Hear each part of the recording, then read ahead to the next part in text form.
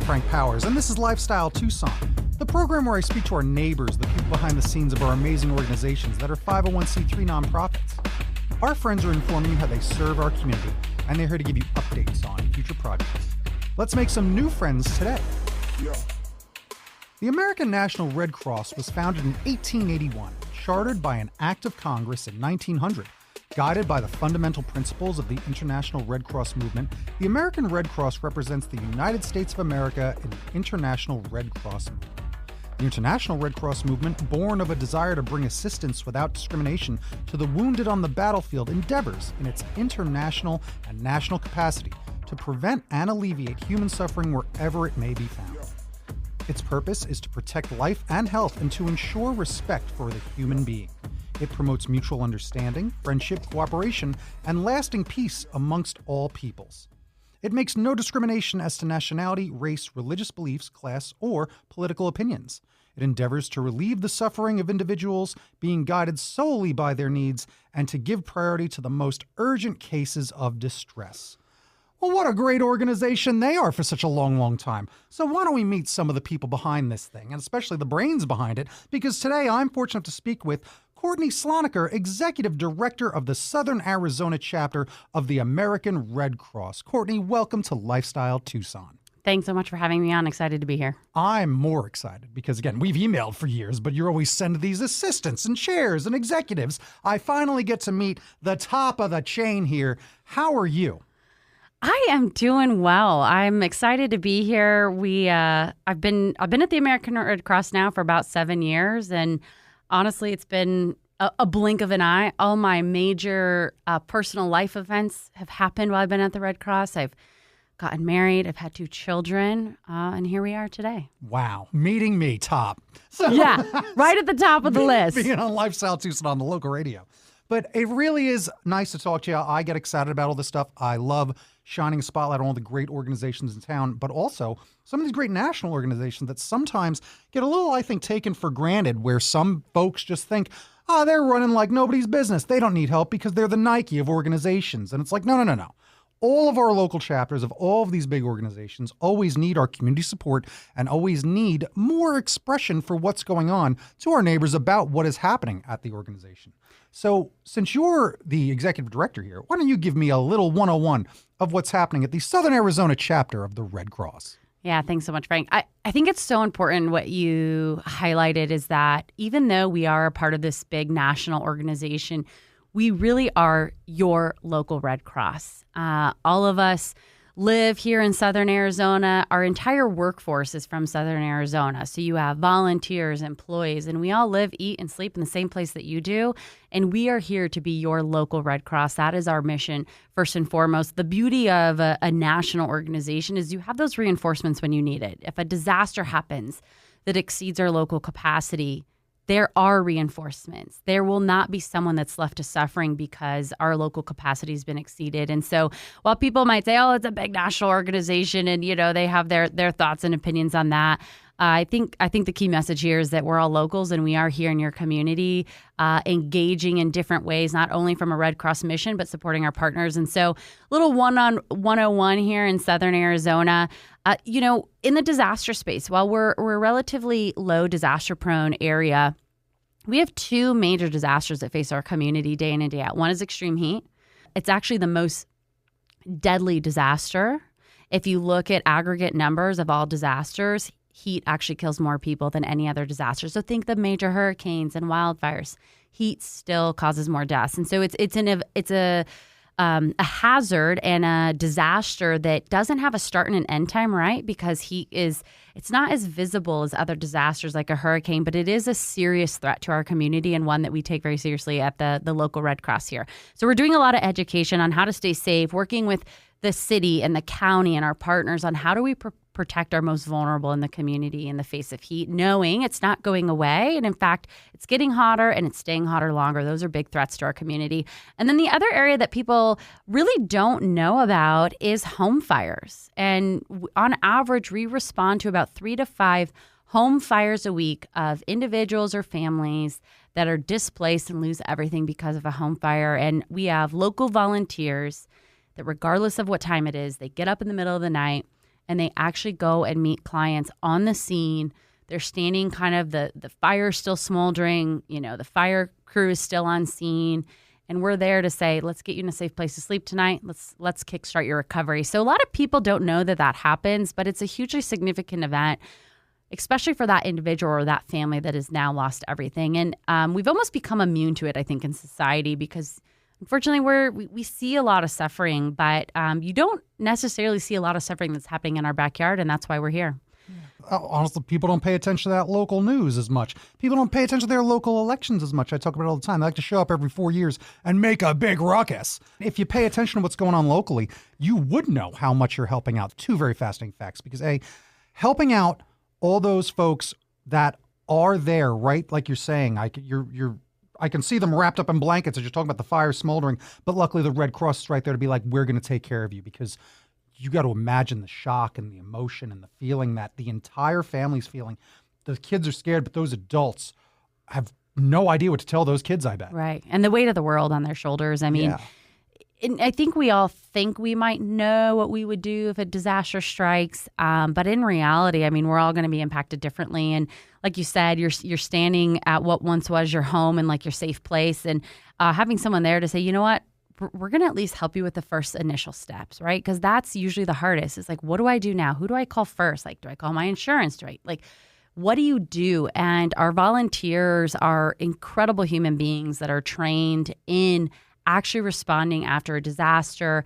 And then once the immediate aftermath has been addressed, then they actually work with a caseworker who checks in with them almost daily to say, okay, where are we at in your recovery plan? Like, what other resources do you need? It's not one agency that's going to rebuild someone's life. It's a full community. And so while Red Cross might be there right in the aftermath, we are hugely grateful to hundreds of agencies in town that step in to say, oh, you need a voucher at Goodwill or a voucher at St. Vincent de Paul's. I mean, there's so many different agencies that step in to help in that long-term recovery, because that's the other piece in any hazard. When you look at, again, those big hurricanes, wildfires, it's the long-term recovery that often gets left out of the picture, because these individuals and these communities are left almost years of recovery.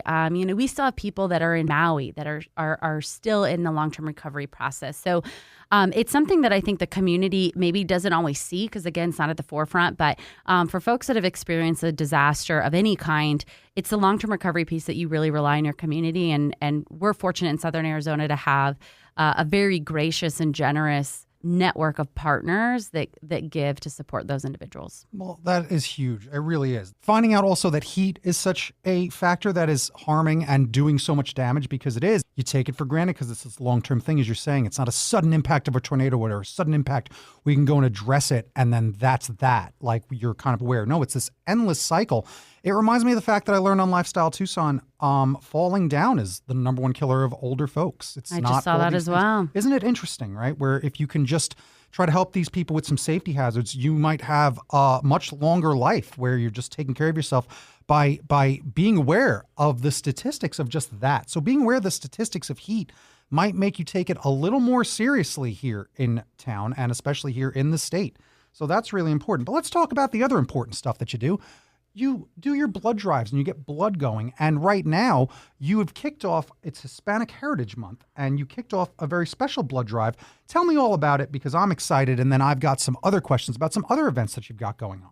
We are so excited. We kicked off the Los Donantes campaign last week, and the campaign is really a celebration of the heritage of the Hispanic Latino community, but it also plays on the game, the Loteria. And so when you think about donors, each of the donors in the Los Donantes campaign are the winning cards. And it really is a campaign to engage in the Hispanic Latino community, but also to build trust, to say, we are a safe place for you to come and donate. When you look at the makeup of donors, the Hispanic Latino population actually makes up the largest percentage of donors that have type O blood.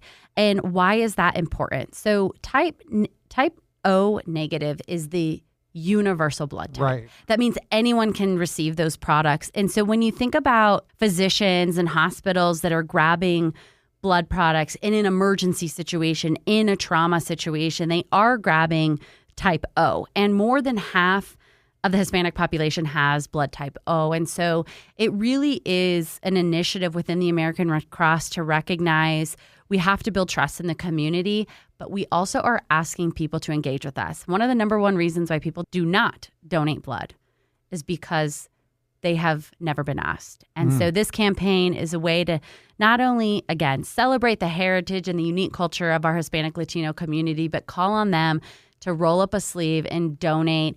On air right now, I'm wearing the Los Donantes t-shirt. It's a special edition blood donation t-shirt playing off the Loteria cards.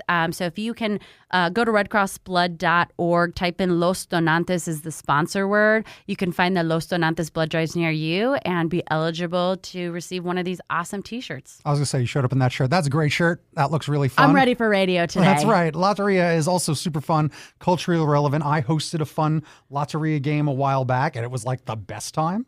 So I really do enjoy that. And again, the branding of it is really, really good. And what a great way to get people involved. You know what got my attention that you did a year or so ago?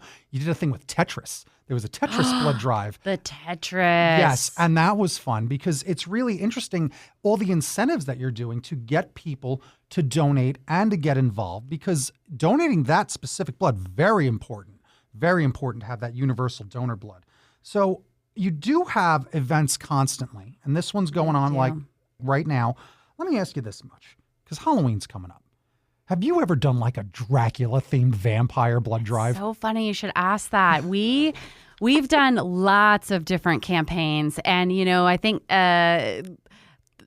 whoever's listening from national headquarters here, forgive me, but sometimes people say, "Oh, Red Cross is like vampires; they just want your blood," and it's true. We kind of are. It's the thing about blood is it's a perishable product. So whole blood has a 42-day shelf life. I did not know that. That's fascinating. Platelets, which is one of the components of your blood, has a 5-day shelf life. And Really? so when you think about an inventory of products that doctors are relying on, it's a perishable product, and there's no other way. It cannot be manufactured. There's no other way to get blood other than the generosity of our community. And so we constantly need donors to donate. So all year round, there's going to be different campaigns. It might be Dracula. It might be something else. I know Halloween's coming up.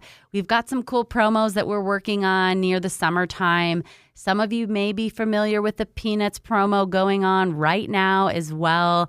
Snoopy? Like Snoopy. Oh, no Snoopy kidding. and Woodstock. You get a special edition Snoopy Woodstock t-shirt right now. There's a really cool promo. If you donate platelets or blood right now, you actually get a secret Peanuts bag, and it will reveal which of the 4 type of Peanuts shirts that you got.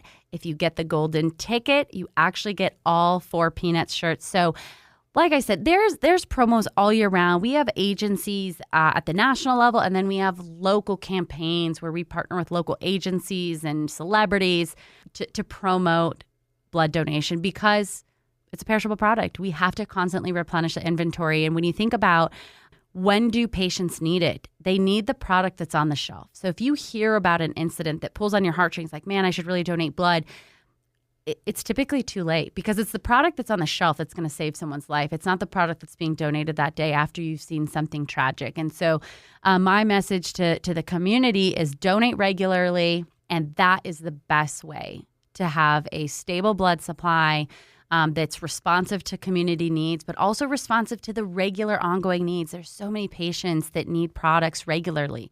When you think about sickle cell patients, they could have multiple transfusions in a month. You think about cancer patients needing platelet products, burn victims. I mean, there's patients that need blood regularly, and then you have your traumas, right, that could use a lot of negative O blood products just to save that person's life. So there's different reasons why patients need blood products, but the key message here is donate every 56 days. Roll up your sleeve. It's 1 hour of your time to donate whole blood.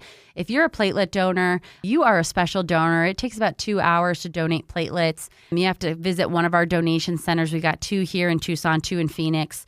You're going to be with us for about 2 hours, but platelets have a 5-day shelf life. So that is a very short turnaround time to get the product tested and make sure it's safe to transfuse, get it to the hospital so that a patient can have the product they need. And the last thing that we want to hear from a physician or a hospital partner is that they had to delay patient care.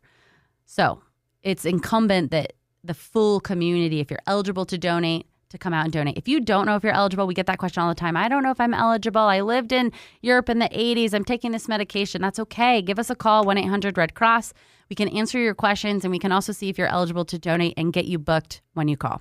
Good grief, you blockheads. Don't be a Charlie Brown, all right? You got to go donate your blood. Donate blood. I just learned so much from that quick conversation already. I had never thought. How many of you out there have ever thought about that, about the shelf life of blood and of platelets and the fact that it is that short? I've never heard that in my entire life. Yeah, and here in Southern Arizona, the American Red Cross is 90% of the blood supply. And so we support all of our rural hospitals and all the major hospitals here in Tucson.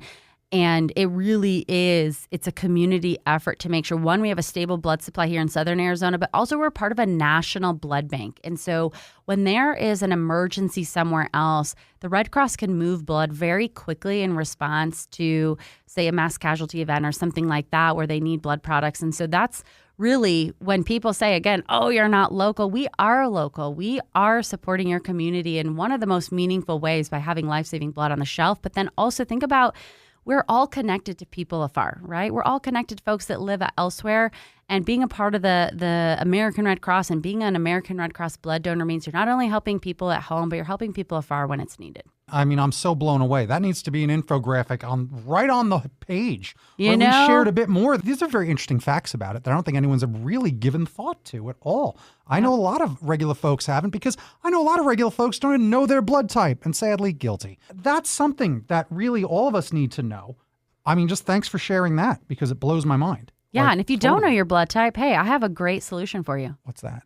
Come and donate. We'll tell you your blood type. Oh, what a good idea. What a good idea. I think I will, and I know I will, because I'm the type of guy that holds my feet to the fire when I'm hosting the show. I don't like to just be like, yeah, everybody go do that. No, I'll go do it. If you're afraid of needles, totally understandable. We hear you.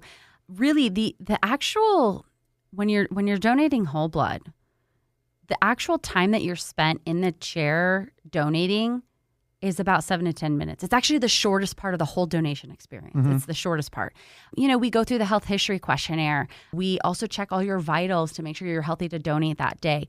That's usually what takes up the majority of the time that you're with us. And then we want you to sit in the canteen, make sure you don't have any reaction, but get your blood sugar back up, eat some cookies, get some juice, get your promo if there's a promo going on. But the actual donation part itself is really the shortest part of the whole process. And so hopefully for those of you that might be afraid of the needles, listen, we've got world-class phlebotomists, and if you're afraid, you can let them know, and we'll go slow, and we'll make sure that we're talking you through the process so you know exactly what's happening. But again, think about it. It's like 7 to 10 minutes of a little discomfort for someone that is relying on that to survive. There's really no better return on investment from a time perspective than to donate blood, because you know it's extending someone's life. It's getting them another birthday or another hug, or I mean, you name it. We can talk about countless stories where people were relying on those products to live, and you can be that difference.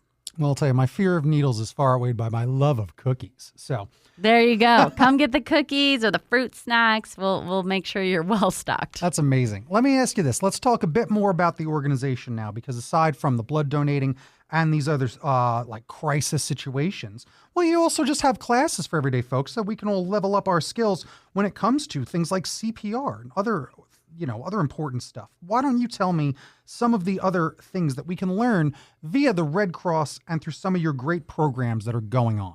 Yeah, so we're here in the middle of National Preparedness Month, and I think it's important that we have lay people prepared. And Red Cross does that in a couple different ways. One is through our CPR certifications. Or if you don't want to get fully certified, maybe you don't see the need to get fully certified, we have hands-only CPR. It's a free course.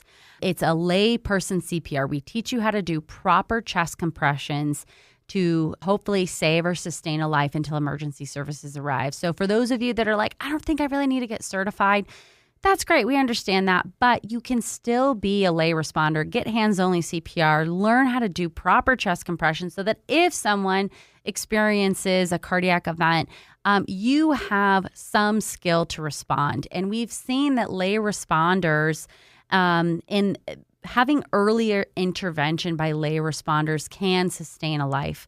So my request to all of you that are listening today is, at the bare minimum, maybe sign up for a hands-only CPR class. You can request a class. So if you're a business, you're a school, you're a faith-based organization, you're a neighborhood association, whoever you're coming from, you can go onto our website and you can request a preparedness class, and we can teach you and your group how to do hands-on CPR. But if you are looking to get certified, or you're a professional responder, we do have trainings for professional responders, like basic life support, advanced life support, all those things. You can go to redcross.org/take-a-class and look for classes that are near you. We also have some community partners that are starting to host CPR classes with the American Red Cross curriculum, so we're super excited to see those roll out. My request to you all is that we should all have a base level of preparedness, and that's going to look different for every person, but taking that first step so that if an emergency happens, you're not relying on thought, you're relying on muscle memory, right? So if you go through the trainings, you start to build that muscle memory, that I find to be more effective in an emergency situation. When your adrenaline's high, the stakes are high, you can rely on some of that muscle memory versus trying to go, okay, what are my next steps? It's like you've already taken the training. You can those muscle memories will kick in. So that's my request to the public. Get CPR certified. If not, do hands-only CPR. But we also have a whole suite of trainings called Be Red Cross Ready that are hazard focused. So if you're looking to get more educated on how to be prepared on extreme heat, how to recognize signs of heat-related illness, we have those trainings. They're totally free. Again, you can visit our website and request a class.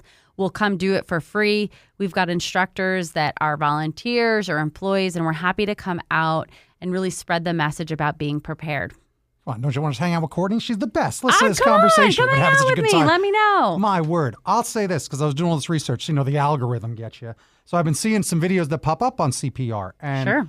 I wound up seeing a great interview with Bob Odenkirk. Remember, he had a heart attack on the set of his last movie. Mm-hmm. And I watched an interview where he talks about it and he gets really choked up, where he says, no, I was gone if it wasn't for these people that did over 15 minutes of very good professional CPR. He went on and on about how they did CPR for over 15 minutes, pressing his chest, keeping him alive. And for those of you listening, that is a very long time to do CPR. Yes. I mean, it is very labor intensive. You find yourself breathing really hard. It's not like, you know, some of the movies make it out to be. We had a lay responder here in Tucson that actually saved a life performing CPR. He wasn't trained in CPR, but he remembers watching CPR on The Office. The Office. No, that's famously has saved a lot of people's lives. Some lives, right? Which you got is funny. the beat right. Yep. And he was able to save a woman's life. And so we're asking you to take the next step and get trained up because you never know when it's going to happen. It might be someone that's closest to you. And again, having those skills kick in an emergency, you can save someone's life or sustain it until emergency services gets there. And that's the ultimate goal. We had an airman here that also saved someone's life on a soccer field. So it happens more than I think we give credit to. But having lay responders prepared in any situation is the best for the whole community health. Let me just ask this. As a parent, shouldn't you learn the Heimlich maneuver, and especially the Heimlich maneuver that is different for children? Because children have different CPR and they have different reactions to things when they're choking. There's different ways to do it. So I think parents out there should really also try to take advantage of everything that you offer when it comes to being ready. When I joined the American Red Cross, I did not know how to do any type of pediatric CPR Heimlich maneuvers. And when I got pregnant with my first daughter, I made my whole family come get certified with me because they are really important skills to have. And so if you're able to, as a parent with children or a new parent, or you're thinking about having children, it is a really great training to come get certified in because it does teach you the difference in pediatric CPR versus adult CPR. It teaches you how to do the proper Heimlich maneuver with an infant versus like a toddler, and what that looks like for an adult as well. And those skills are important to have no matter whether you have children or not. Maybe you're a caretaker, or maybe you're a soccer coach, or you're teaching children. Having those life-saving skills is really important. So we encourage you, no matter where you get the training, I'll shamelessly plug the American Red Cross, but go to our friends at American Heart, go to Life-Saving CPR. I mean, go get trained because having those skills is incredibly important for the community. And again, no matter what age you are, there are going to be different protocols depending on the age and the height and weight of the individual. And so knowing those differences is really important. And a lot of times children aren't going to have cardiac arrest like an adult, but they might have a blocked airway that's causing cardiac arrest. So you just don't know. But going through those trainings will equip you with those skills on how to properly respond. And, you see things in the movies like people doing finger sweeps in mouth. And you really aren't supposed to do that unless you're properly trained, because you can actually make it worse. And so the other thing I want to tell the community is respond to the level of your training. That doesn't mean that you're not going to save a life. But if you're not trained on how to do the proper Heimlich or how to do a proper finger sweep or whatever it might be, respond to the level of your training, and that's going to be the best for that patient. That's huge. Coincidentally, it was during those Maui fires the last time I talked to your organization, so we talked a lot about that. But we also did talk a little bit about some of the other programs that you do have with the lifeguarding. There's babysitting and childcare. There's swimming and water safety. You can learn all about that by listening to a previous episode of Lifestyle Tucson when I spoke to the Red Cross anytime on demand. Because I just want to ask you one more question so that we don't have to get into all that. Since you are the head honcho, let me just ask you this. It's a lofty one. If you had one wish for your organization, what is that wish? One wish for my organization. Wow, that's a really tough question. There's kind of two different ways I want to go with it, but one wish for my organization. Our magnanimous genius says I'm starting to go to like Miss Congeniality, and I'm getting really nervous, and it's like world peace. I think, my wish would be right that people don't suffer. And that's the heart of our mission, is to alleviate human suffering. But I think realistically, I know that there is going to continue to be suffering. There's going to continue to be things that we can't prevent, like home fires and disasters.